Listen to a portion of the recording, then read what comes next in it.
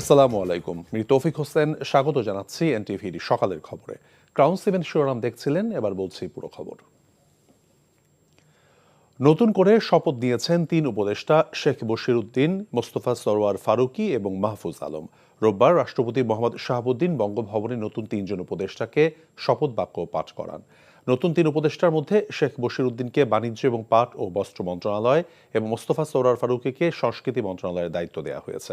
এছাড়া পুনর্বন্টন করা হয় মন্ত্রণালয়। হাসান মাহমুদের রিপোর্ট। ছাত্র জনতার গণ অভ্যুত্থান পরবর্তী 8ই আগস্ট যে যাত্রা শুরু হয়েছিল ডক্টর মোহাম্মদ ইউনূসের নেতৃত্বাধীন অন্তর্বর্তী সরকারের, তাতে যুক্ত হলেন আরও 3 উপদেষ্টা শেখ বশিরউদ্দিন, মোস্তফা সরোয়ার ফারুকী ও মাহফুজ আলম। উপদেষ্টার সংখ্যা দাঁড়ালো 24-এ।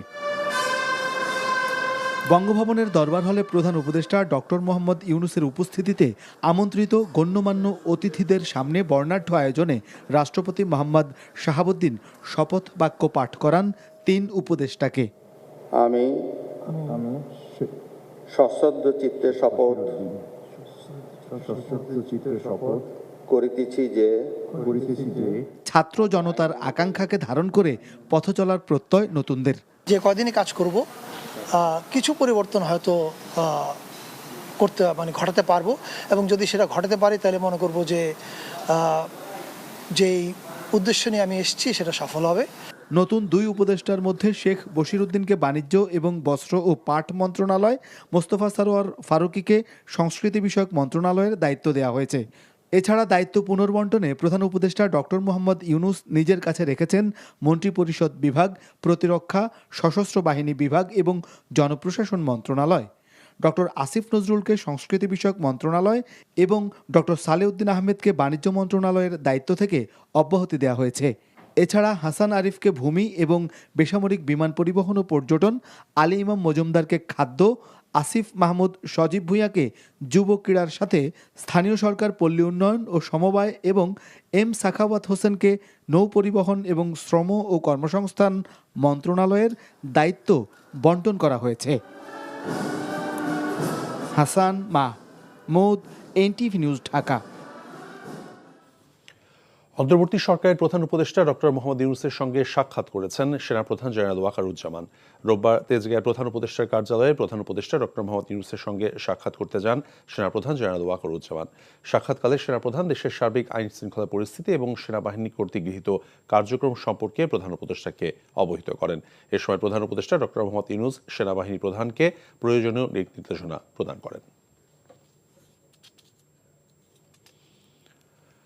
বাংলাদেশ থেকে পাচার হওয়া বিলিয়ন ডলার পুনরুদ্ধার এবং বাংলাদেশ থেকে অভিবাসনের ব্যয় কমাতে সহায়তা করার জন্য সিঙ্গাপুর সরকারের প্রতি আহ্বান জানিয়েছেন প্রধান উপদেষ্টা অধ্যাপক মোহাম্মদ ইউনূস। রোববার তেজগাঁয়ের প্রধান উপদেষ্টার কার্যালয়ে প্রধান উপদেষ্টার সঙ্গে বাংলাদেশে নিযুক্ত সিঙ্গাপুরের হাই কমিশনার ডেরেক লো সৌজন্য সাক্ষাৎ করতে গেলে তিনি এই অনুরোধ জানান। বাংলাদেশ থেকে সিঙ্গাপুর সহ অনেক দেশে প্রচুর অর্থ পাচার করা হয়েছে উল্লেখ করে প্রধান উপদেষ্টা পাচারকৃত অর্থ ফেরত আনতে সিঙ্গাপুরের কাছে পূর্ণ সহযোগিতা চেয়েছেন। বাংলাদেশ থেকে কর্মী নিয়োগের খরচ উল্লেখযোগ্যভাবে কমানোর লক্ষ্যে ঢাকার সঙ্গে কাজ করার জন্য সিঙ্গাপুরের প্রতি আহ্বান জানান প্রধান উপদেষ্টা। পরে বাংলাদেশে নিযুক্ত লিবিয়া রাষ্ট্রদূত আব্দুল মুতালিব এস এম সালিমান প্রধান উপদেষ্টার সঙ্গে সাক্ষাৎ করেন। দেশের উন্নয়নের জন্য লিবিয়া ডাক্তার এবং প্রকৌশলী সহ আরও বাংলাদেশি কর্মী নিয়োগ করতে ইচ্ছুক বলে প্রধান উপদেষ্টাকে অবহিত করেন রাষ্ট্রদূত। বর্তমানে লিবিয়ায় কর্মরত কিছু বাংলাদেশি চিকিৎসক বেতন সংক্রান্ত সমস্যার সম্মুখীন হচ্ছেন জানিয়ে রাষ্ট্রদূত বলেছেন, আফ্রিকার দেশটিতে চলমান সংস্কারের সমাধান হলেই দ্রুত বিষয়টি সমাধান হবে।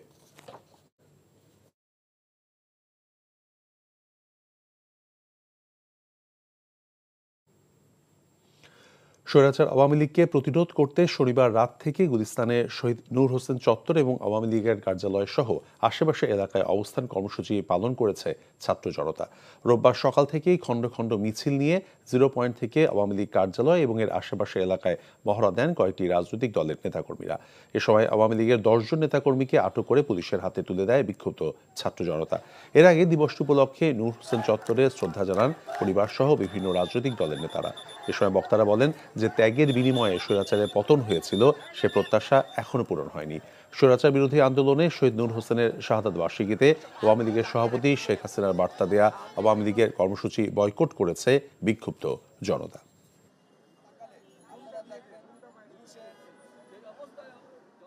অতীত আওয়ামী লীগকে কোনো চেহারায় তাদের ফিরে আসার আপাতত কোনো সুযোগ নাই। 16 বছরে তারা যে অপরাধ সংগঠিত করেছে, একদিকে রাষ্ট্রীয় সন্ত্রাস, একদিকে গুম খুন, আরেকদিকে গোটা রাষ্ট্রকে একটা লুটপাটের স্বর্গরাজ্যে তারা পরিণত করেছিল।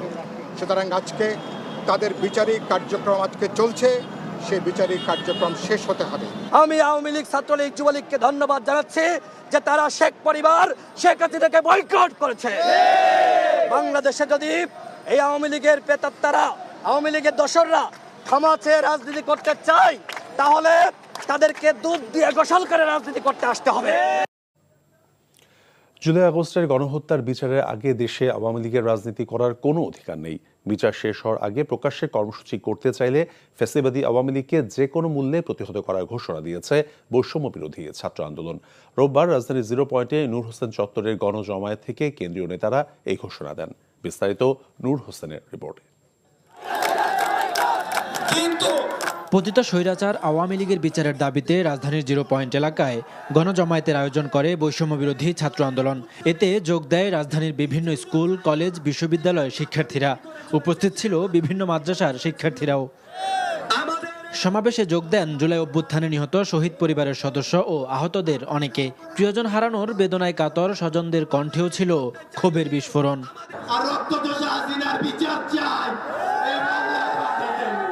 সমাবেশে গণ অভ্যুত্থানের নেতারা যে কোনো মূল্যে জাতীয় ঐক্য ধরে রাখার অঙ্গীকার করেন।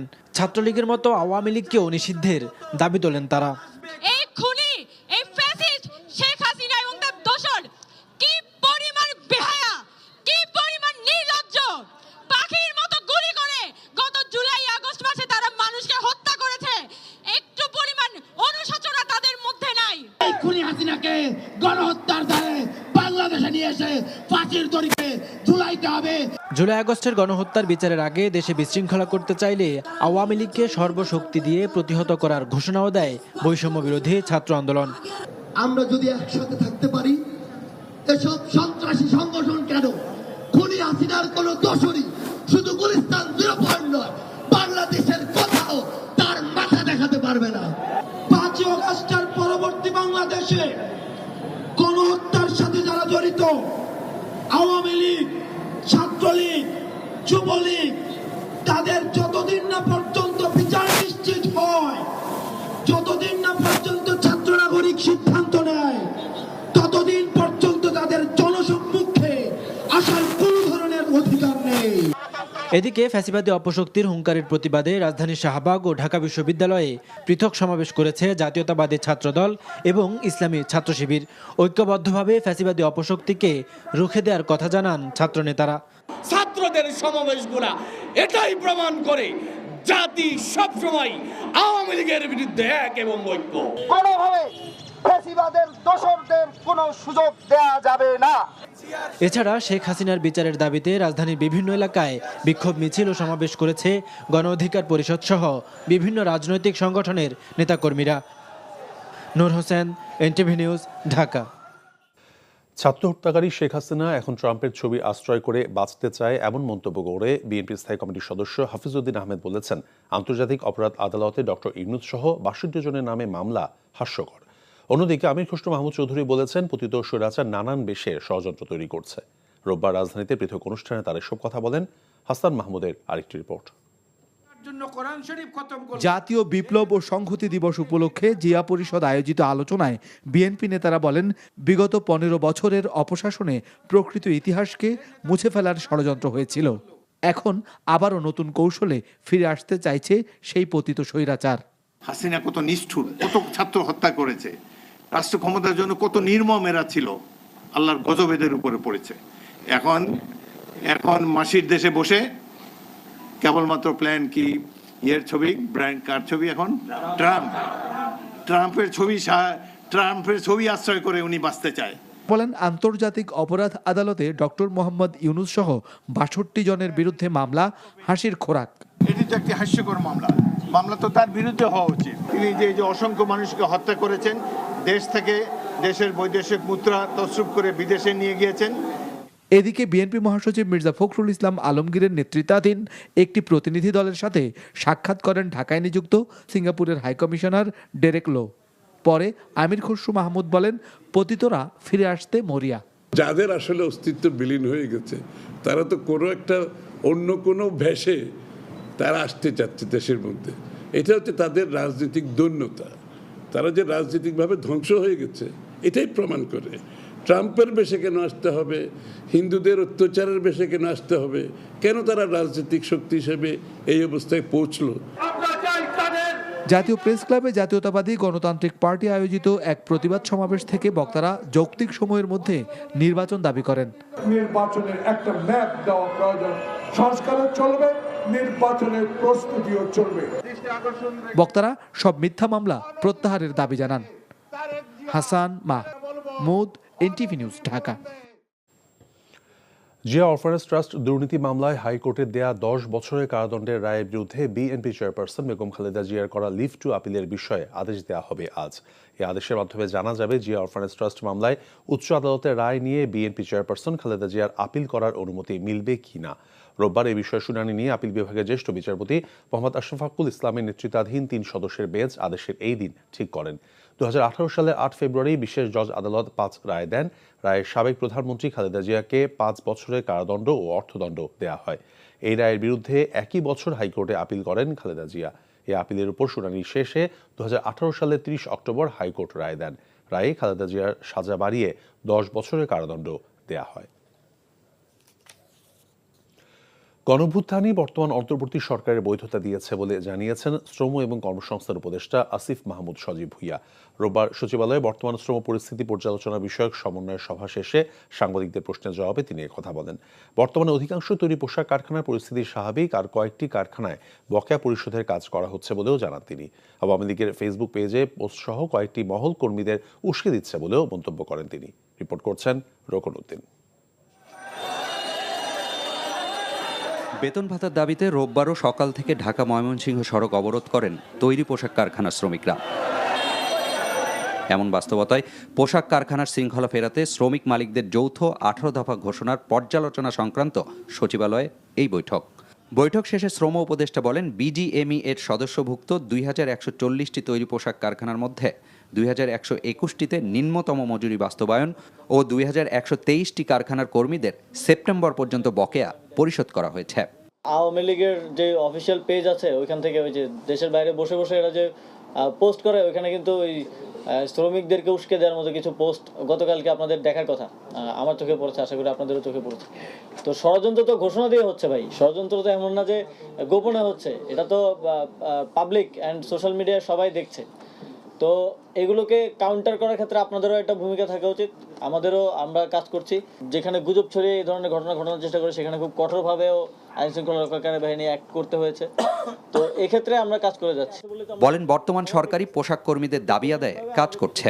আগামী বছরের মার্চের আগেই সংশোধিত শ্রম আইন অধ্যাদেশ আকারে জারি করা হবে বলেও জানান উপদেষ্টা। আগামী মার্চের মিটিং পর্যন্ত আমরা 4 মাসের একটা সময় আমরা কিছু কমিটমেন্ট করেছি। এ সময় সাংবাদিকদের প্রশ্ন ছিল অন্তর্বর্তী সরকারের বৈধতা ও এ সংক্রান্ত অধ্যাদেশ প্রসঙ্গে।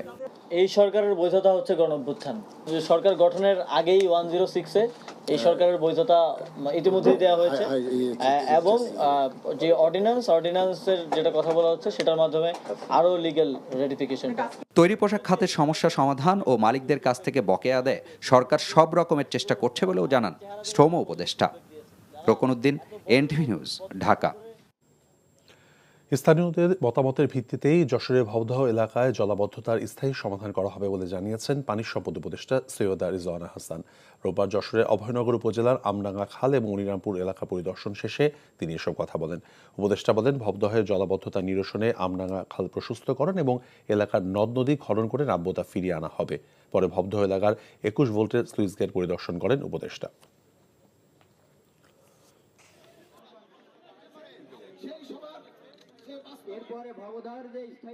প্রথম কথা হচ্ছে, আমি সেই ব্যবস্থাই নিব যেটা এখানকার মানুষেরা চায়। এখানকার মানুষেরা চেয়েছে হচ্ছে আমডাঙ্গা খালটাকে প্রশস্ত করে দেওয়ার দাবি। আরেকটা হচ্ছে যে নদীগুলো নাব্যতা হারিয়েছে, যেখানে গিয়ে পানিটা নামবে সেই নদীগুলোর খনন করে দেওয়া। গ্রামীণ টেলিকম ভবনে হামলা এবং দখলের অভিযোগে গ্রামীণ ব্যাংকের সাবেক চেয়ারম্যান AKM সাইফুল মজিদ সহ ১৯ জনকে আসামি করে ঢাকা মেট্রোপলিটন ম্যাজিস্ট্রেট আদালতে মামলা দায়ের করা হয়েছে। রোববার ঢাকা মেট্রোপলিটন আদালতের বিচারক পার্থপ্রতিম মামলা গ্রহণ করেন। মামলাটি রাজধানীর শাহ আলী থানাকে তদন্ত করে FIR দায়ের করতে বলা হয়েছে। মামলায় অভিযোগ করা হয়, নোবেলজয়ী অর্থনীতিবিদ ডক্টর ইউনূসের গড়া প্রতিষ্ঠান গ্রামীণ টেলিকমের প্রধান কার্যালয়ে হামলা এবং দখল করার উদ্দেশ্যে চলতি বছরের 12 ফেব্রুয়ারি হামলা চালানো হয়। এই হামলার নেপথ্যে ছিলেন গ্রামীণ ব্যাংকের সাবেক chairman AKM Saiful Majid, barrister Masud Akhtar সহ অনেকেই। তাদের বিরুদ্ধে দখল, ভাঙচুর, লুটপাট এবং প্রতারণার অভিযোগ আনা হয়েছে। আজকে আমরা মহামান্য চিফ মেট্রোপলিটন ম্যাজিস্ট্রেটের আদালতে মামলা দায়ের করেছি।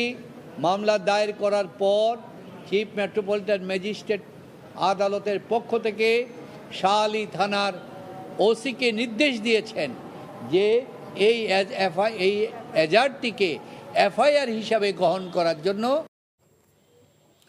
টেকনাফে রোহিঙ্গা ক্যাম্পে আধিপত্য বিস্তারকে কেন্দ্র করে দুর্বৃত্তদের গুলিতে জোবায়ের নামে একজন রোহিঙ্গা নিহত হয়েছে। রোববার উপজেলা হিল্লা ইউনিয়নের নয়াপাড়া রোহিঙ্গা ক্যাম্পের C5 ব্লকে এই ঘটনাটি ঘটে। পুলিশ জানায়, রাতে মোহাম্মদ জোবায়ের নিজ বাসার পাশে স্থানীয় কয়েকজনের সঙ্গে আড্ডা দিচ্ছিলেন। এ সময় একদল দুর্বৃত্ত তাকে লক্ষ্য করে কয়েক রাউন্ড গুলি ছোড়ে। এতে গুলিবিদ্ধ হন জোবায়ের। স্থানীয়রা এগিয়ে আসলে দুর্বৃত্তরা গুলি ছুটতে ছুটতে পালিয়ে যায়। জোবায়েরকে টেকনাফ উপজেলা স্বাস্থ্য কমপ্লেক্সে নিয়ে গেলে চিকিৎসক মৃত ঘোষণা করেন। লাশ ময়নাতদন্তের জন্য কক্সবাজার জেলা সদর হাসপাতালে পাঠানো হয়েছে।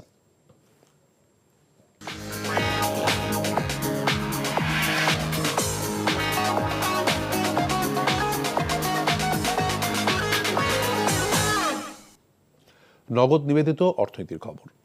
চলতি অর্থ বছরের প্রথম 4 মাস জুলাই থেকে অক্টোবর সময়ে শুল্ক এবং নানা ধরনের কর থেকে রাজস্ব আদায়ে ঘাটতি রয়েছে 30,768 কোটি টাকা। জাতীয় রাজস্ব বোর্ড NBR এর সমসাময়িকের হিসাবে এই চিত্র উঠে এসেছে। জুলাই, আগস্ট, সেপ্টেম্বর, অক্টোবর কোনো মাসে মাসওয়ারি শুল্ক এবং কর আদায় করা সম্ভব হয়নি। প্রতি মাসে আদায়ের লক্ষ্য থেকে বেশ পিছিয়ে ছিল NBR। চলতি 2024-25 অর্থ বছরের প্রথম 4 মাসে NBR এর রাজস্ব আদায়ের লক্ষ্য ছিল 1,32,112 কোটি টাকা। তবে এই সময় আদায় হয়েছে 1,01,344 কোটি টাকা। জুলাইয়ের কোটা আন্দোলন, সাধারণ ছুটি, কারফিউ এবং 5 আগস্ট শেখ হাসিনার সরকারের পতন এবং পরবর্তীতে ভিন্ন পরিস্থিতিতে প্রভাবে রাজস্ব আদায় কম হয়েছে গত 4 মাসে। বগুড়ায় বর্ণাঢ্য আয়োজনের মধ্য দিয়ে পর্দা উঠল জিয়া ক্রিকেট টুর্নামেন্টের। রোববার শহীদ চান্দু স্টেডিয়ামে টুর্নামেন্টের উদ্বোধন করেন জাতীয় ক্রিকেট দলের সাবেক 2 অধিনায়ক তামিম ইকবাল ও আশরাফুল ইসলাম। উদ্বোধনী ম্যাচে টসে জিতে ফিল্ডিং বেছে নেয় রাজশাহী সবুজ দল। লাল দল নির্ধারিত 20 ওভারে 5 উইকেটে 139 রান করতে সক্ষম হয় লাল দল। রাজশাহী সবুজ দল 18.4 ওভারে 105 রানে অল আউট হয়ে যায়। 34 রানের জয় নিয়ে মাঠ ছাড়ে লাল দল। খেলা শেষে বগুড়া শহীদ চান্দু স্টেডিয়ামে পুরস্কার বিতরণ করা হয়। টুর্নামেন্টে 8টি জেলার 20টি দল অংশ নিচ্ছে। এর মধ্যে সবুজ দলে রয়েছে রাজশাহী মহানগর, পাবনা, নাটোর ও চাঁপাইনবাবগঞ্জ জেলা। লাল দলে রয়েছে বগুড়া, জয়পুরহাট, নওগাঁ এবং সিরাজগঞ্জ জেলা। আগামী 29 জানুয়ারি শহীদ প্রেসিডেন্ট জিয়াউর রহমানের জন্মদিনে মিরপুর শেরেবাংলা স্টেডিয়ামে টুর্নামেন্টের ফাইনাল অনুষ্ঠিত হবে। এই ছিল সকালের খবরে। এই খবরের ভিডিও সহ আপডেট জানতে ভিজিট করুন NTV অনলাইন www.ntvbd.com। এছাড়াও NTV জনপ্রিয় সব অনুষ্ঠান এবং খবরের আপডেট জানতে ভিজিট করুন আমাদের ইউটিউব এবং ভেরিফাইড ফেসবুক পেজ। ধন্যবাদ সবাইকে।